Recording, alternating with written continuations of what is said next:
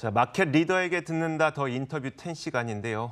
오늘은 정말 살얼음판을 걷고 있는 것 같은 투자자분들에게 좀 시장 전망과 함께 그에 대한 대책을 이 두 분과 함께 세워드리도록 하겠습니다. 무국선생 이승조 대표와 GFM 투자연구소 이진호 소장 현재 스튜디오에 나와 계십니다. 어서 오세요. 네, 안녕하세요. 반갑습니다. 네, 안녕하십니까. 네, 두 분과 함께하게 돼서 제가 오히려 굉장히 영광인 그런 자리가 되는 것 같아요.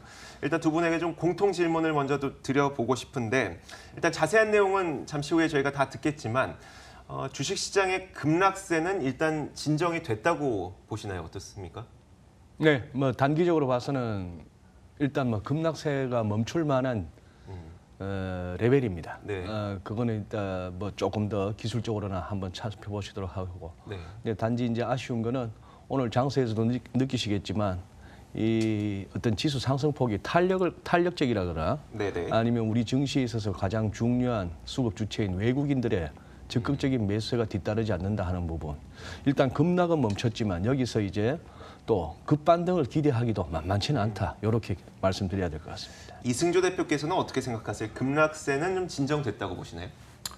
저도 급락세는 진정된 것 같아요. 네네. 그래서 기술적 반등 구간인데 저는 생각보다 기술적 반등 폭은 생각보다 클 것 같습니다. 클 것 같으세요? 한 150에서 한 200 정도? 포인트. 네, 네네. 그 정도 줬다가 다음 이벤트에서 변동성이 그 다음이 이제 전체 큰 그림을 그릴 때 그거는 11월 6일이 될지 네네. 다음 12월 만기일이 될지 아니면 3월 달 그 브렉시트가 네네. 공명할지 그건 잘 아직 모르겠습니다. 알겠습니다. 좀 자세한 얘기를 한번 지금부터 들어보도록 하겠습니다. 시장에 대한 전망이 약간은 조금 다른 듯한 느낌이 들어서 오늘도 또 재밌는 이야기가 될 것 같습니다. 일단 그 미국 증시가 앞으로 어떻게 될 것인지에 대한 질문을 드려보도록 하죠. 이승조 대표님께서 미국 시장 전망을 한번 내려주실까요? 미국 시장은 저는 11월 6일 그 미 중간 선거의 결과가 네네. 어떻게 되느냐가 중요할 것 같고요. 네. 그때까지는 그 판은 안 깰 것 같습니다. 트럼프가 오히려 판을 안 깨지 않을까. 네. 제가 어저께 어떤 느낌이냐면 이제 환율 조작국 중국 이렇게 모든 이슈가 네이버 실검색 1위도 들어가고 환율 조작국이 계속 이루어졌어요. 그런데 지금 뭐 이게 구렁이 담 넘듯이 뭐 이게 지금 나오는 것도 연기됐다고 그러고 네네. 그래서 그 부분에 대해서 곰곰이 생각해 보면 저는 트럼프 대통령이 지금 11월 중간 선거 때 지금 자랑할 게 간단히 얘기해서 내가 이만큼 경제를 이렇게 일으켰어. 네. 미국 시장 이렇게 그 부분에서 초를 칠 만한 변동성을 주는 재료를 낼까라는 개인적인 생각입니다. 네네. 이거는 그래서 오히려 미국 시장 판 깰 거 없고 그 다음에 오히려 다른 데에서 리스크 변수가 나오지 않는 한 또 전체적으로 대반등 구간이고 미국 증시도 보시면 어저께 그 새벽에 500포인트 오른 게 우리는 잘 따라가지는 않지만 네네. 요 지술적으로 이 200일 이평선은 저는 굉장히 신뢰를 합니다.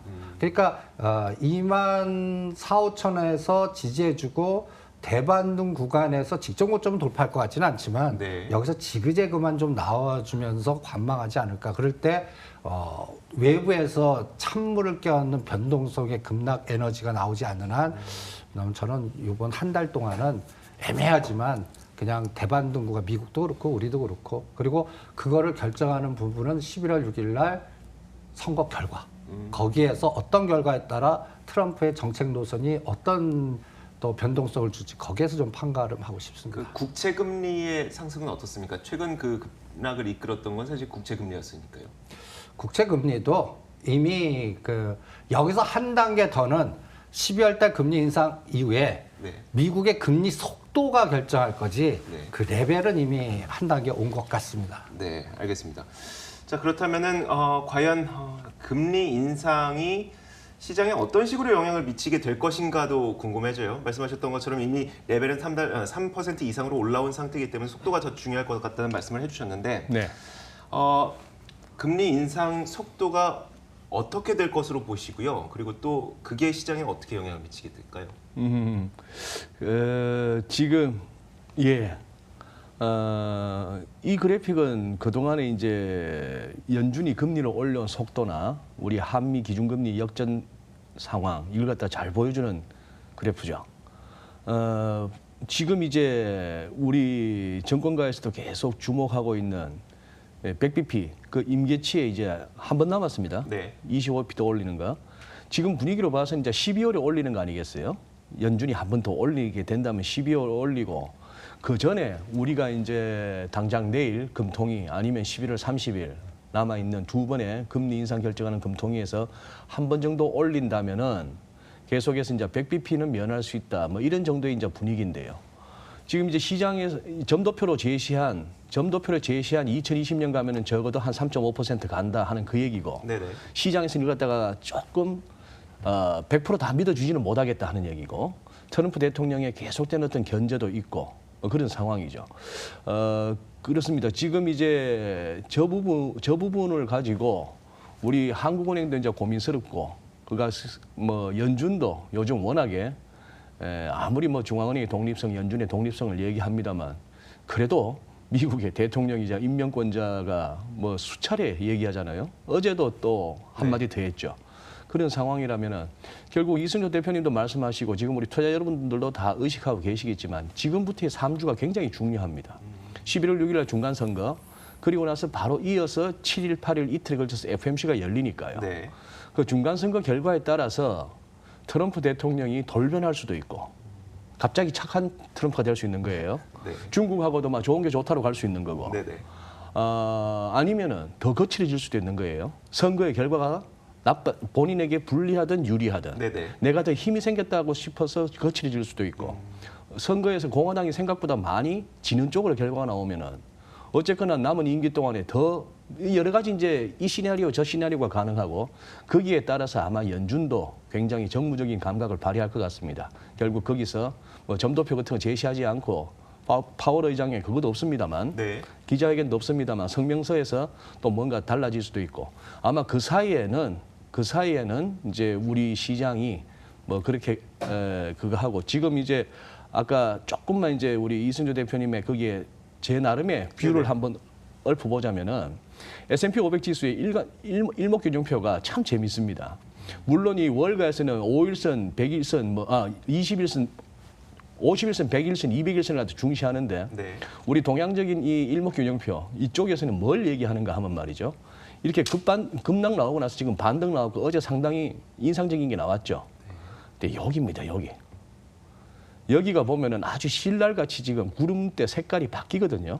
구름대 색깔이 바뀌고 하는데 이 무렵이 지금 말씀드린 미국의 중간선거 FOMC를 반영하는 무렵이에요. 그냥 제 일감으로는 그렇습니다. 어렵사리 뭐 올랐다 내렸다 하면서 선거 전까지는 11월 FOMC 전까지는 이 정도까지 한번 반등을 모색하는 장이 될지 모르겠으나 그 다음에 뚝 부러질지 그 다음에 전고점 여는 그야말로 한번 마지막 향연으로 갈지 그거는 저 무렵인 것 같아요. 네. 알겠습니다. 참 트럼프가 중간 선거에서 이겨도 고민이다, 저도 고민이다라는 말을 또 증권에서도 많이 하더라고요. 그런 이야기가 좀 포함된 이야기인 것 같은데 중국의 환율 조작국 지정 여부는 좀 발표가 지연되고 있는 상태인 것 같아서요. 혹시 네. 이게 어떤 속내인지 좀 추정이 가능할까요? 미국으로서도 아마 고민스러울 겁니다. 네. 고민스러울 것이 지금 조작국 지정을 하자니 판을 갖다가 이렇게 좀 더 이제 좀 추스려야 되는 판인데 그렇죠. 네. 판을 갖다 또 깰 수도 있는 상황이고 또 자기들이 제시한 환율 조작국 요건에 네. 사실 중국이 해당되지 않습니다. 네. 그동안 몇 차례 말씀드렸습니다만 이 요건 간단하게 다시 한번 확인하시죠. 대미 무역 흑자 미국 상대로 200억 달러 이상 내는 나라. 네. GDP 대비 경상수지가 흑자가 3% 넘는 나라. 그리고 달러 매수 개입을 통해서 자국 통화 가치를 떨어뜨리는 나라. 이 세 가지인데 우리는 지금 여기가 이것 때문에 지금까지 조작국이 지정이 안 됐던 것인데 네. 이 부분까지도 중국은 지금 흐릿해집니다. 뭔 말씀인가 하면은 중국의 무역 수지는 굉장한 흑자죠. 그러나 중국의 서비스 수지 같은 것까지 다 포함한 경상 수지는 보시다시피 이렇게 떨어지고 있는 중입니다. 특히 금년 들어서도 지금 마이너스까지도 적자와 흑자를 오가기 시작하는 데다가 이건 트레이딩 이코노믹스에서 예상한 향후 추세인데 거의 뭐 내년쯤 가면은 중국의 무역 수지가 아닌 경상 수지는 적자로 반전될 가능성도 있는 거예요. 그러다 보니까 그런 얘기 나오는 겁니다. 네네. 유커들 보고 바깥으로 나가지 마. 특히 미국 가지 마. 네. 너가 평생 다 돌아다녀봐야 이 넓은 중국 못 다녀. 국내 여행해 이럴 네. 수도 있는 나라고 그러면 그게 통할 수 있는 중국이죠. 자 이렇게 두 개가 통하지 않는데 두 개가 적용 대상이 안 되는데 중국을 환율 조작국으로 지정한다? 좀 말이 안 되는 것 같습니다. 거기다 또 개념 없는 문우신 장관 환율 조작국 지정할 수도 있어 만에 이렇게 했더니만 실무진들은 장관님 그게 그런 일이 아닙니다. 네네. 뭐 이렇게 됐던 것이죠. 예. 이승조 대표에게도 중국 환율 조작국 지정에 대한 질문을 좀 드려볼게요. 말씀하셨던 것처럼 환율 조작국 지정 요건엔 일단 안 들어간다는 것은 시장에서 다 알고 있는 것 같고 얼마 전 또 블룸버그에서도 이번엔 지정을 안 할 것 같다라는 보도가 나오면서 환율 조작국 지정은 안 할 것 같다는 쪽으로 기우는 것 같은데 이게 발표가 지연되다 보니까 우리가 생각했던 게 아닌가라는 생각을 하고 있는 거거든요.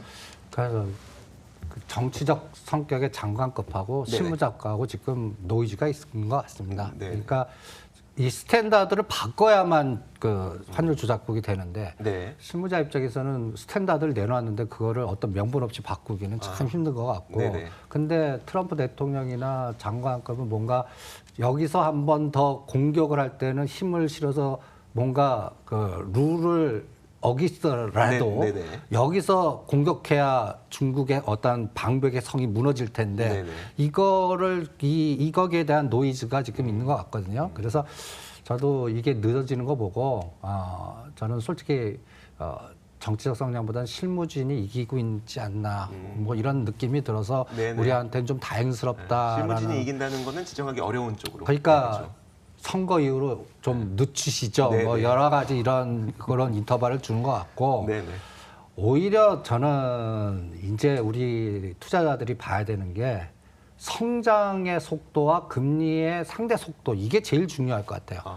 저는 자세한 설명을 들어봐야 될 것 같아요. 아니 그러니까 계속 금리 올라더라도 네. 성장률만 좋으면 네, 그렇죠. 금리 오른 것만큼 뭐 내서라도 뭐 할 수 있는 어떤 상황이 되면 좋은데 네네. 지금 세계 경제 성장률이라든지 뭐 여러 가지 변화가 지금 내년도나 내후년도 2019, 2020년은 좀 삐그덕거리거든요. 네네. 그래서 오히려 나는 환율 조작국보다는 중국의 그 GDP 성장률의 그 기준치 이게 이제 국가 조절인데 네네. 이걸 6.5로 놓고 6.0 방향으로 에너지도 확대 용인을 할 건지 네네. 강제로 계속 해줄 건지 네. 이런 부분이 제일 키포인트고 또 하나는 제가 도표를 갖고 왔는데 이제 스프레드를 자꾸 볼 겁니다. 중국과 미국의 10년짜리 간격 네네. 넓어지나 좁아지나 간격이 그리고 그 나라의 네. 10년, 2년의 간격 네. 이거를 지금 미국이 이제 달러 불태기로 이제 연준에서 이제 그 뭐랄까 그 회수를 자꾸 이제 해야 되는 네네네. 입장입니다. 대차 대표 축소라든지 뭔가 네. 이건 해야 되거든요. 네.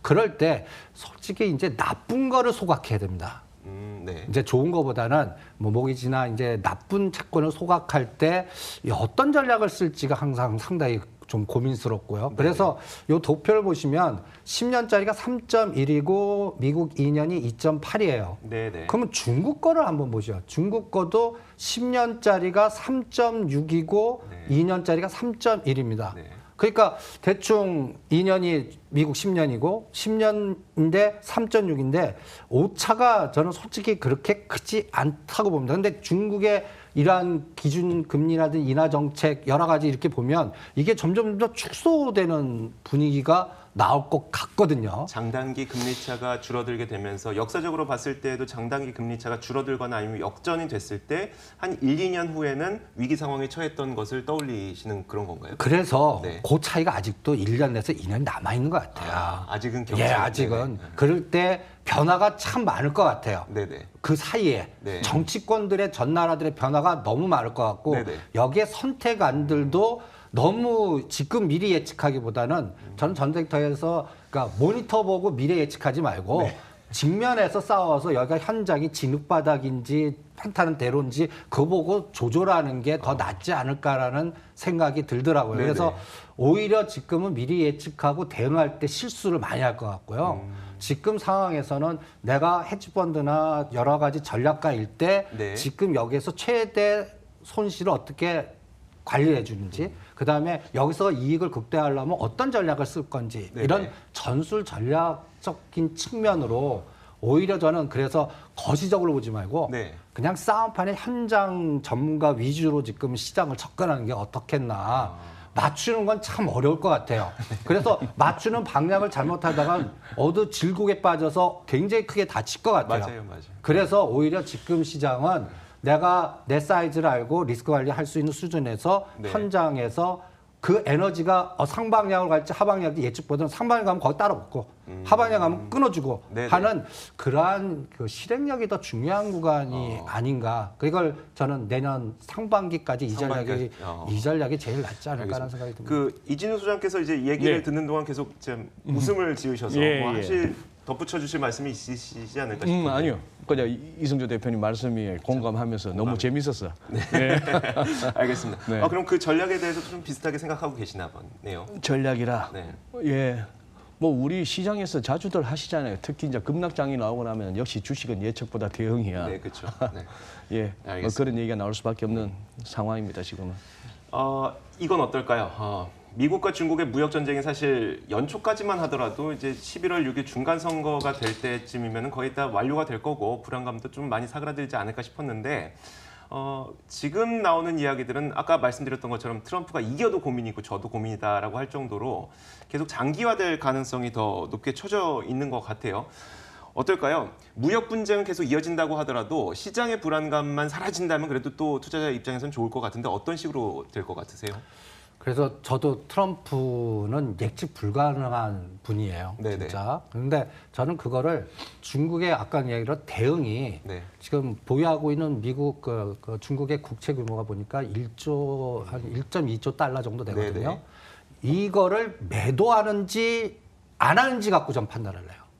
오히려. 네. 그러면 이 상황이 벌써 미중 간의 그 갈등 구조가 확산인지 네. 보이지 않는 손에서 타협인지를 볼 걸로 저는 생각합니다. 여기 네네. 그래서 준비한 데이터가 있는데 여러분들 한번 보시면 이 0을 기준으로 위에 있는 거는 중국이 그 미국 국채를 매수로 하는 구간입니다. 네. 그리고 요 밑으로 내려가면 이제 매도를 하는 구간이에요. 네. 그러면 만약에 지금 현재 중국이 그 보유하고 있는 채권을 만약에 지금 매도하는 상황까지 이게 1조 여기 요 위치인데요. 네네. 그러면 완전히 이 판은 그 거의 뭐 국가수권법 슈퍼 301조 네네. 그다음에 또 강대 강으로 이 나오면서 상당히 에너지가 굉장히 더 확산의 변동성을 확대시키는 거의 전쟁의 확산 국면이라고 네네네. 할까요? 이런 쪽으로 확대된다고 보겠습니다. 네. 근데 보이지 않게 얘를 건드리지 않고 네. 오히려 보이지 않게 요거를 다른 전략으로 네. 그러니까 오히려 국채를 건드리지 않고 다른 전략을 가준다면 미국이 공격해 와도 중국의 대응 전략이 오히려 갖다 얘기해서 미국 너는 이번에 4년에도 8년이야. 나는 네. 그래도 장기로 더 갈 수 있어. 이런 네. 만반지 전략을 쓰지 않을까라는 생각이 들기 때문에 오히려 중국에서 저는 이번에 두 가지로 봅니다. 시진핑이 북한 가느냐, 네. 가냐 안 가느냐, 네. 국채를 파느냐 안 파느냐. 네. 그래서 만약에 북한 가고 파면 이거 판이 벌려지면서 우리한테는 굉장히 불리한 상황을 가서 리스크 관리를 하거나 해지 전략을 하거나 네. 갖고 있는 자산에 갖다 대서 해지 전략에 하방을 하는 네. 그런 전략을 써야 될 것 같고 만약에 그렇지 않을 때는 저는 그냥 구렁이 담 넘었듯이 리스크는 걸리지만 요번이 가바닥이고 네네. 한 2100에서 2400에서 그냥 이 공포 분위기에서 왔다 갔다 하면서 패시브의 롱숏 전략에 진폭만 작아지는 네네. 그러면서 실제 수익률은 약간 단위 작은 종목들 있죠. 네네. 그러니까 저는 이런 그 상상합니다. 그러니까 지금 갯벌이 하면 큰 1조 단위 배들은 다 갯벌에 처박혀 있어요. 네. 물이 들어와 뜨는데 네. 방향을 못 잡겠어요. 네. 그러면 지금 군데군데 그냥 웅덩이에 속으면 뭐 조그만 정도의 중소형주들만 움직이는 장, 그게 변동이고 네. 대형주 방향의 ETF나 어떠한 전체적인 방향을 주려면 코스피 거래대금이 한 기본이 되더라도 적어도 7조. 7조에서 10조 시장, 그리고 코스닥은 5조에서 7조 시장. 네. 이런 게 기본으로 5일 평균이나 10 평균이 그렇게 돼야 되는데 어저께 보니까 거래소가 엄청나게 줄더라고요. 그렇죠. 코스닥도 뭐 3조 아래로 내려가요. 그럼 이 시장에서는 시가상위 종목들은 예측 불가. 그냥 그때 따라서 출렁거림이 진폭이 한정돼 있고 오히려 게릴라 전법의 그 중소형주 중에 그나마 정부의 정책 연결고리거나 뭔가 약간 테마를 엮을 수 있는 종목. 그러니까 네네. 시장의 질은 점점 나빠지지 않을까 이런 생각만 갖고 있습니다. 사실 그 말씀하셨던 정도의 거래 규모가 나왔던 시기가 오래 있긴 있었죠. 초에 이제 바이오주에 대한 개인 투자자분들의 이제 아주 그냥 열성이 이제 묻어났을 때 그 정도가 이제 됐었는데 그게 기본이 돼야 된다고 말씀하시는 거죠. 알겠습니다. 자, 미중 무역 전쟁 장기화에 대한 이진우 소장의 의견도 한번 들어보도록 할게요. 이게 장기화 되긴 하나 똑같은 질문입니다. 장기화 될 거는 뭐 요즘에 다들 인식하고 계시는 것 같고 다만 여기에 대한 시장 불안감은 좀 줄어들 것인가 어떻게 보십니까? 예, 이제 저걸 갖다가 이제 단순한 무역 미국이 중국 상대로 어떤 뭐 적자를 줄이겠다 하는 차원이 아니고 이것이 결국은 어떤 패권 싸움이다 하는 것은 우리가 네. 어느 정도 공감대가 형성됐잖아요. 네네. 특히 최근 들어서 나오는 뭐 펜스 부통령의 어떤 전방위적인 미국 압박 네. 그리고 뭐 스파이칩 이런 사건들 이렇게 터트리고 하는 거 이런 것들. 그래서 심지어 이런 얘기하는 사람들도 있습니다. 나중에 인터넷 세계도 미국 중심의 인터넷 세계와 중국이나 중국 1대1로에 참가하는 그쪽 권역에 양분된다. 네. 전 세계적으로 잘못하면 양분될 수 있는 통화 체계도 뭐 이런 식으로 우리는 달러 쓰는 권역, 우리는 뭐 위안화 쓰는 권역 이런 식으로 갈 수도 있다. 먼 얘기고요.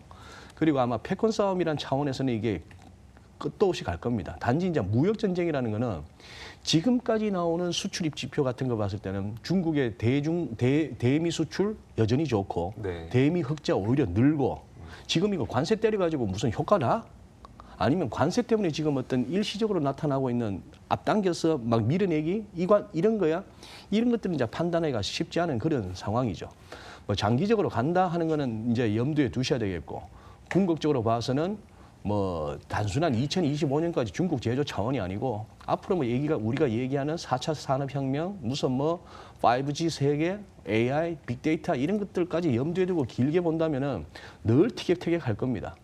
그러나 이제 용어 중에 외신에서 보면 트레이드 워 전쟁이라는 표현 말고 제법 이렇게 월가의 영향이 있는 사람들이 하는 얘기가 트레이드 스팻, SPAT, 네. 예, 그냥 뭐 티격태격, 말다툼, 뭐 스컬미시, 뭐 소소한 뭐 이런 식으로까지 이거 쇼야 하는 얘기도 네, 네. 이제 있는 그런 상황이죠. 그런 상황이라서 무역 전쟁은 그냥 이제 계속돼서 그거예요. 시황쟁이들한테 제일 좋은 재료입니다. 장 빠지면 그냥 무역 전쟁 때문에 뭐 이러면 될 것 같고 그거 말고도 조금 이제 한 10년에 걸친 경기 확장기 그리고 10년에 걸친 금융위기 이후 오르기만 하던 자산 시장을 겪은 이후에 여기저기 지금 째깍째깍거리는 이제 시한폭탄이 많으니까 네. 그리고 한 번씩 2월 달에 겪었죠. 이번 10월에도 겪었죠. 네. 10월은 과거 대공황도 그랬고 블랙먼데이도 그랬고 우리 뭐 IMF 때도 그랬고 2008년 금융위기 때도 그랬고 이 10월은 한 번씩 사람을 갖다가 간을 갖다가 간을 졸이게 하는 계절이에요. 네.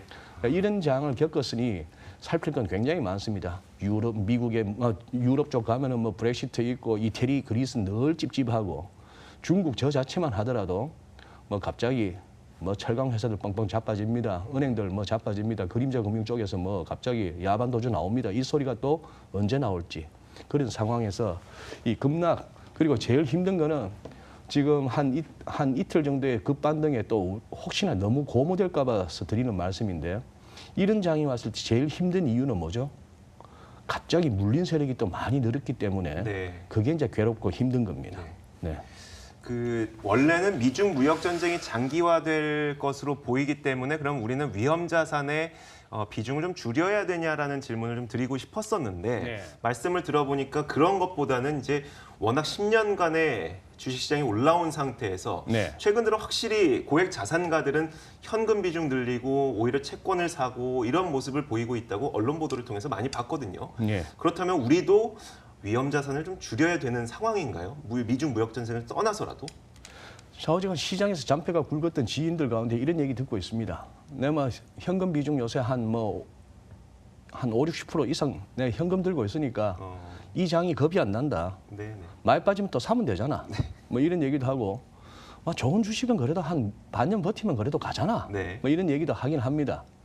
이제 제일 그거 힘든 거는 아무 근거 없이 턱없이 올라갔던 것들 네. 이유 없이 무슨 뭐 분위기로 갔던 것들은 이제 무너지면은 그건 이제 3대까지 봐야 되죠. 아들이나 손자까지 봐야 되는 그런 상황으로 가는 거고 이게 지금 큰 그림에서 진짜 꺾이느냐 하는 겁니다. 이 10년 주기가 진짜 왔느냐가 중요한 거예요. 네. 지금 뭐 이따가 그냥 저는 여기서 시간을 다 쓰더라도 지금 이렇게 한번 보시죠. 제가 드리고 싶은 말씀.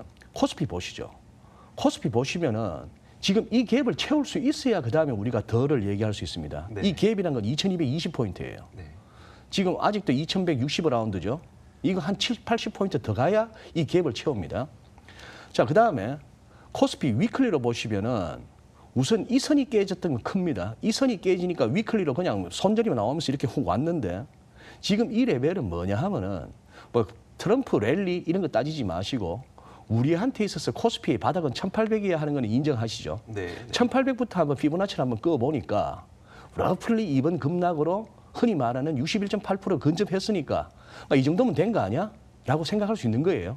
근데 거래 없는 건 아쉽죠. 네. 거래 없는 건 아쉽고 아직까지도 위클리에서 스타캐스틱 지표 같은 데서 바닥권이라는 인식이 안 나오는 게 찝찝합니다. 또 하나 월간 같은 경우에도 차라리 금융위기 이후에 이 큰 선 이걸 갖다 단숨에 깰 수는 없는 거죠. 그러니까 지금은 반등을 기대할 만한 구간이라는 것은 인정하는 겁니다. 여기서 깨진다 하더라도 우리가 생각할 수 있는 기술적으로는 그래야 2000이다. 대한민국 증시에 있어서 적어도 2000은 이 빡빡한 이 구간을 어떻게 단숨에 깨겠습니까? 세상이 무슨 뭐 갑자기 망하는 것도 아니고. 네네. 자, 그런 상황인데 코스닥은 뭐 이번에 갭은 채웠네요. 오늘 갭 채우니까 상승폭이 좀 밀리는 겁니다. 자, 저는 이 말씀, 아까 S&P 500 일간은 말씀드렸고, 뭐 나스닥도 마찬가지고, 이걸 갖다가 이 지금 한 10년 가까운 이 장을 갖다가 여기서 짧은 조정, 2월 달에도 대충 그러다가 말았는데 이번에도 짧은 조정으로 끝내고 이 엄청난 기술적 분석 교과서에서 제가 봐서는 가장 파워풀하고 가장 현실적으로 맞아드는 이 엄청난 매도 다이버전스라는 이 기술적 부담을 딛고 여기서 이걸 저가 매수로 삼아서 누가 무슨 레토릭과 무슨 돈과 무슨 지표로 이걸 전고점을 열고 더 가자고 하겠으며 더 간들 그때도 후달리는 거예요. 그때도 기술적으로는 또 후달리는 겁니다.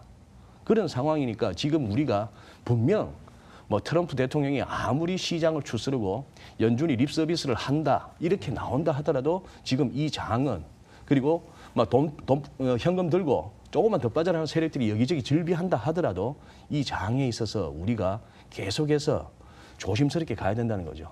자, 안 그러면은 2월 초나 이번 10월처럼 역동작 걸리는 거예요. 네. 이야기를 듣다 보니까 이제 거의 시장이 왜 반등을 빠르게 하기 어려울 것 같은지에 대한 근거까지 다 네, 말씀을 네. 해주셨는데 자, 이왕 이야기가 나왔으니까 그러면 우리 시장에 대한 이야기를 이승주 대표에게 좀 직접 들어보도록 하죠. 근데 앞서서 말씀해 주시기로는 그래도 이번에는 좀 빠른 반등이 나올 것 같다고 이야기해 주셨는데 혹시 어떤 근거였습니까? 저는 이거는 헤지펀드 CIO의 그 탐욕이 만약에 전개된다면 네네. 어떤 전략을 쓸까 할 때 폭탄 키우기를 쓰겠습니다. 여기서 폭탄 키우라는 네. 건 뭐냐면 삼성전자, SK하이닉스 여기서 한 10% 정도 올립니다. 네. 그 폭탄 올려갖고 합성을 시킵니다. 뒤에 보이지 않는 그림자들을. 네네. 그래놓고 로비를 하든 어떻게 하든 간에 그 다음에 삼성전자의 사람들이 가장 공포스러운 단가가 이제 옛날 엠맨 분할하기 전에 200만 원, 지금 4만 원. 네네. 네. 그걸 붕괴시키는 로비 전략을 씁니다. 그러면 예를 들어서 지금 4만 3천 원까지 52 최저가까지 갔다가 한 4만 7천 원에서 5만 원 사이까지 올려놓고 네. 거기서 모든 에너지 합성한 다음에 뭐 보호목법 개정이라든지 여러 상황을 통해서 뭔가 삼성이 보유하고 있는 거를 단계적으로 매도하든지 전에 네. 공격할 때 엘리어트가 공격하지 않았습니까? 네네. 여러 가지 어떤 이러한 전략들을 써서 이런 로비 활동을 해갖고 그게 현실화되게끔 만든 다음에 거기서 폭탄을 터뜨리지 않을까. 그러면 그 이벤트를 금년은 안 쓸 것 같아요. 그러면 저라면 네. 브렉시트 때 하겠습니다. 내년 3월. 네, 내년 네. 3월. 여러분들 이런 시각이란 건 저게 이런 생각을 하는 사람도 있겠나 할 때 네네. 그러니까요. 네. 헤지 펀드들 이 그림을 한번 보시면 네. 여러분들 요새 거 이제 착각하실 텐데 한번 보시죠. 신흥 10개국 통화 가치 하락률로 해서 여기에 브라질이 있고요. 콜롬비아, 칠레, 남아, 페루, 한국이 이제 근데 네. 이게 2015년 10월입니다. 아, 지금이 아니에요? 예, 지금이 아닙니다. 2015년 10월에 모간 스탠리가 네. T10이라고 브랜드를 만들어 갖고 블룸버그 통해 갖고 네. 이 나라 망합니다. 환율가 그래서 불알 채권 반토막 났다 난리 쳤을 때 아닙니까? 그때 우리가 1,800이었어요. 그때 2015년 10월과 2010년 1월. 네. 그러면서 뭔가 한번 시장이 붕괴됐는데 그때가 이제 바닥이었죠. 근데 여기서 가장 중요한 차이가 있더라고요. 유가입니다. 아. 이때 보시면 26달러였습니다. 네네. 근데 지금은 이제는 뭐 사우디라든지 이런 데서 100불 간다 막 이러잖아요. 네. 근데 유가 인플레이션은 굉장히 무서운 겁니다. 우리가 기초자산에 이제 소득을 깎아먹는 거고 네. 여러 가지 에너지를 인플레이션이라는 건 상당히 이 변동성을 더 확률을 더 높일 수 있거든요. 네. 그래서 요새 사우디도 얘기 나오고 이런 것들인데 저라면 만약에 이게 유가가 75불 뚫고 진짜 100불로 가고 네. 그다음에 지금 환율을 공격하는 거 가만히 보면 묘하게 그 중국의 1대1로와 연결해서 돈 빌린 나라들이라든지 그쪽에 지정하고 타격이 그런 되겠죠. 나라들만 건드려요. 네네. 2015년도 10월 달에 건드렸던 동남아 쪽의 태국이나 이런 쪽보다 네. 지금 쭉 그 환율을 봐서 2015년, 16년의 환율의 고점과 지금에서 더 뚫은 나라들을 쭉 한번 스프레드 해봤더니 재미있는 현상들이 나오더라고요. 터키, 브라질, 중국, 인도네시아, 인도. 네네. 인도를 요새 계속 공격하고 그러니까 이런 공격의 도를 보니까 저라면 아 이런 보이지 않는 에너지들이 지금 작동을 하는구나.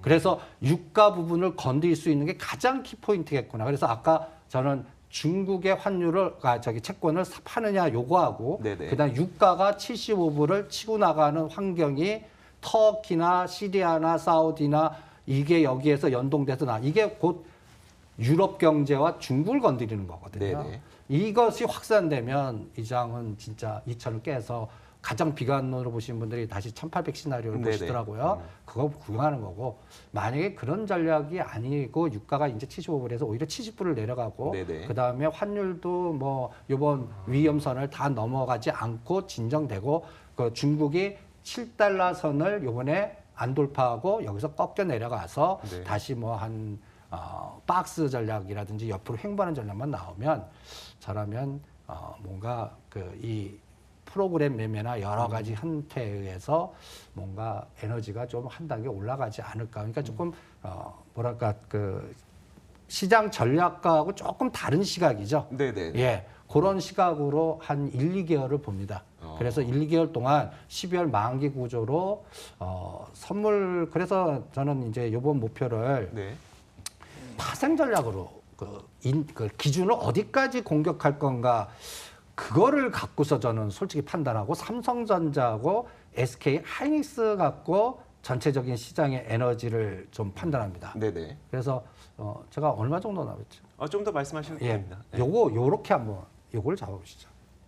이번에 한번 공격해서 275까지 시장을 공격을 했더라고요. 네. 그럼 저는 300선을 굉장히 중요하게 봅니다. 만기가 12월 13일이라면 200 선물 말씀하시는 거죠? 예, 코스피 200입니다.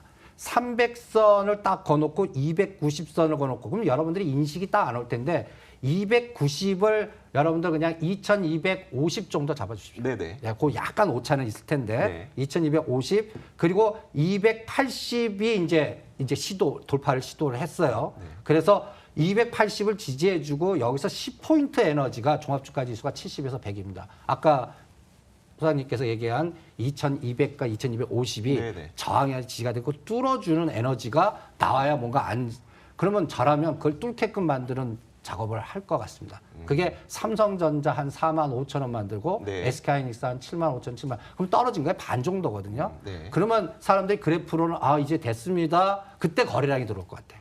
그리고 외국인이 그때 이제 합성해갖고 지금 그때까지는 매수 안 들어오다 선물 갖고만 변동하다가 네네. 그때쯤 매수세 들어와서 이 시장을 유도한 다음에 거기서 변화를 시키지 않을까 이런 전략을 저는 솔직히 네. 헤지펀드 CIO라면 이런 전략을 쓰지 않을까 이렇게 생각합니다. 알겠습니다. 사실 꽤 긴 시간 얘기를 해주셨기 때문에 제가 뭐 어떻게 정리하기 어려울 정도로 이야기를 좀 진행을 해주셔서요. 근데 어느 정도 이제 감은 좀 오는 것 같습니다. 그래서 이야기를 좀 더 진행을 시키고 싶은데 저희가 한 가지 안 짚었던 것이 있습니다. 글로벌 변수 가운데 위안화 환율을 아직 안 짚어봤거든요. 거기에 대한 이야기를 좀 해봐야 될 것 같아요. 일단 그 7위안을 뚫느냐 맞느냐에 대해서 사람들이 많은 관심을 일단 갖고 있더라고요. 네. 그래서 전망도 한번 내려주시고요. 만약에 안 뚫게 될 경우를 우리가 좀 내려보도록 하죠. 안 뚫게 될 경우 좀 어떻게 될 것인지. 예. 지금 뭐 한 이틀 전 차트긴 합니다만 지금 이 상황이거든요. 달러 위안. 위안보다도 CNH니까 역의 위안 환율이죠. 지금 여기서 이제 7위안. 네. 그동안 주목했던 레벨이고 1달러당 7리라, 터키 환율도 7이 중요했습니다만 지금 이제 신흥국 통화들은 최근 들어서 며칠 사이에 특히 이제 9월 이후에 급격히 좀 안정세를 보이고는 있습니다. 아직도 뭐 인도 루피 같은 건 좀 불안하긴 한데 자, 위안. 글쎄요. 지금 여기서 뭐 쉽게 여기서 이제 막힌다면은 이제 이 정도에서 놀겠죠. 네. 우리가 봤던 레벨에서 이게 이제 열렸을 때가 문제입니다. 열리면은 조금 이제 시장에 혼란이 올 수가 있겠고 뭐 UBS 같은 데서 한 7.3 내년 많이 가면 7.5까지도 얘기를 합니다만 그런 상황이고요. 또 하나 결국은 우리 아까 유가는 우리 이승조 대표님께서 그 중요성을 말씀하셨는데 지금 최근 들어서 또 갑자기 사우디 그 카쇼기인가요? 네. 거기 칼럼니스트죠. 이제 칼럼니스트 죽인 그거 갖고 대충 덮으려는 모습이 보이죠. 폼페이오 국무장관 날아가서 그 빈살만 만났고 트럼프 대통령 또 트위터 올립니다. 걔는 모른대. 걔는 모르니까 그냥 대충 가자는 거예요. 네. 여기서 사우디가 당장 들고 나왔던 게 우리 그러면 기름값 한번 올려버린다 이걸로 또 불장난을 했잖아요. 네네. 그러니 지금은 덮어야 됩니다. 추스려야 됩니다. 미국도 하나하나 덮어야 되는 거예요. 브런슨 목사도 또 터키에서 석방되니까 백악관 집무실에서 트럼프 대통령 어깨에 손 얹어갖고 기도하는 사진도 보이던데. 자, 그런 상황에서 달러가 그동안에 불안했던 거는 뭐죠? 장이 불안할 때는 글로벌 달러 강세였죠. 그렇죠. 특히 이머징 통화에 대한 달러 강세. 근데 지금 9월 이후에 이머징 통화가 조금 안정세를 보이는 건 그나마 다행이고 또 이 말씀 자주 드립니다만 이번에 우리가 만약에 1140을 갖다가 훌쩍 올랐었더라면은 우리는 굉장히 불안했을 겁니다. 네. 그러나 아직까지 우리 서울에서 일종의 뭐 기술적인 테크니컬 휩소가 살짝 나오긴 했습니다만 네네. 결국 다시 20원대로 주저앉았다 하는 얘기는 적어도 외환시장발 우리 증시가 휘청거릴 이유는 없다 하는 상당히 고무적인 현상입니다. 고무적인 현상인데 좋기는 달러가 약세로 가주는 게 좋아요. 뭐 앞으로 말씀드린 3주 아니면 길게 봐서 내년 1분기까지라도 달러가 좀 약세를 가주면 좋은 거고 차라리 위안도 7위안 못 넘고 내려주는 게 좋습니다. 네. 그 부분 조금 이렇게 확인하면서 가시죠. 네, 알겠습니다. 그 위안 환율에 대한 그 이승주 대표의 좀 전망도 한번 들어볼게요. 네, 소장님 그래프를 저는 뒤집어 왔습니다. 뒤집어서. 네. 예, 이렇게 한번 보시죠. 놀라셨어요 방금. 네. 뒤집어서 보면 어떻습니까? 그림이 느낌이 어떠세요? 쌍바닥 치는 느낌인가요? 네. 예, 저는 쌍바닥 치는 것 같습니다. 그리고 의견 똑같습니다. 판 절대 트럼프가 네. 판을 여기서 더 벌릴 위치가 아닌 것 같아요. 네. 그래서 봉합시키고 그 다음에 터지는 게 저는 그래서 그 독일이나 그 브렉시트 여기서 아까 얘기한 네, 거라고 이게 확산되면요. 아까 얘기한 중국이 미국 국채 팔거나 네네. 우리나라 그러면 엑스트예요. 그러면 우리나라는 1,150원 돌파하고 3년 국고채가 같은 방향으로 움직일 때 위험한 겁니다. 네네. 그런데 환율이 뭐 1,144원에서 1,120원 가고 요새 3년짜리 국고채가 외국인이 판다 그러다가 요새 좀 주춤주춤해요. 네네. 이게 이제 저는 2.5선을 딱 거놉니다. 네. 2.5를 돌파하고 1,150원 돌파하고 그러면 이거는 전쟁판이 확단되면서 네. 뭔가 터졌다는 그러면 그렇죠. 막간 이거는 경제적인 보다는 다른 거 우선으로 가는 우선순위가 나왔다는 얘기인데 통화도 팔고 채권도 팔고 다 판다는 예, 거죠. 그러면 완전 빠져나간다. 그러면 완전히 네네. 다른 변수가 나왔다는 네네. 얘기죠. 네. 그렇게 안 만들 것 같습니다. 한 3, 4개월 동안은. 그래서 판을 여기서 큰일 난다. 보강해라. 네네. 그리고 시간을 만반디 전략 좀 늘려서 뭔가 우리가 왜냐하면 네. 이 어저께 급등하는데 블랙롤이 4% 빠졌어요. 저는 그것도 하나의 징후로 봅니다. 실적이 좋게 나오지 않았었나요? 근데 예상 앞으로 나왔고 블랙록이라는 게 이제 뭐 자체 미국은 좋겠지만 네네. 전 세계 플랜에서 그렇죠. 이머징에서 박살났다는 얘기죠. 네. 그리고 전체적인 상황에서는 뭔가 노이즈가 있으니까 얘네들도 포트 재팬에 뭔가 할 시간들을 서로들 갖는 건 한 3개월에서 5개월 잡습니다. 지금 네. 대표님 그 레리 핑크의 그 블랙록 말씀하시는 겁니까? 어저께 저기 뭐야 실적. 인덱스 아, 예. 예.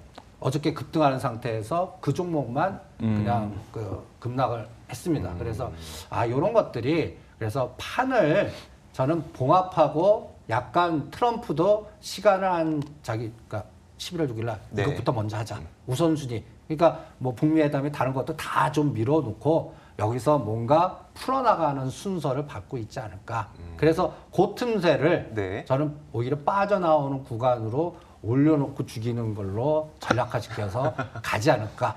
왜냐하면 네. 사람들이 안심하게끔 만들어야 되거든요. 네, 네. 그러면 2250, 2300은 안심 안 해요. 네, 그렇죠. 2300에 400 가면 연말장 있습니다. 내년도 뭐 그래서 또 핑크빛 분위기 크리스마스 만들고 랠리와 막 함께, 네. 이런. 요번에 급락시키면서 일반 개미투자자 신용량고 4, 5천억을 털어버렸거든요. 네, 네. 그래서 오히려 이제 한 번 데미지 맞은 것 같고 또 이런 게 징후가 파생해서 제가 17년 만에 봤는데 외 네. 가격이 10,000에서 20,000%, 100만 원이 1억 되는 에너지인데 이거는 9.11 테러 난 거와 똑같거든요. 네, 네. 그러니까 그러면 하방을 하려면 이미 너무 먹을 게 없어요. 네. 그래서 여기서 애매하게 올려놓고 죽일 때 더 먹을 게 있다. 저는 이런 전략가 가까이서 CIO 저 입장으로 대응해 보겠습니다.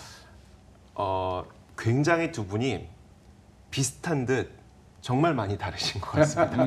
정말 많이 다르신 것 같고 다만 그 두 분의 말씀 가운데 일단 그래도 겹치는 부분은 11월 정도까지는 어느 정도 올라갈 수 있는 에너지는 네, 좀 저는 추스르는, 예, 예. 추스르든 네. 이게 힘이 됐든 네. 일단 에너지는 가질 수 있는 그런 시기가 되지 네, 않을까 그리고 싶어요. 거기서 갈림길이 나올 것 같습니다. 그렇겠죠. 네, 저희가 네.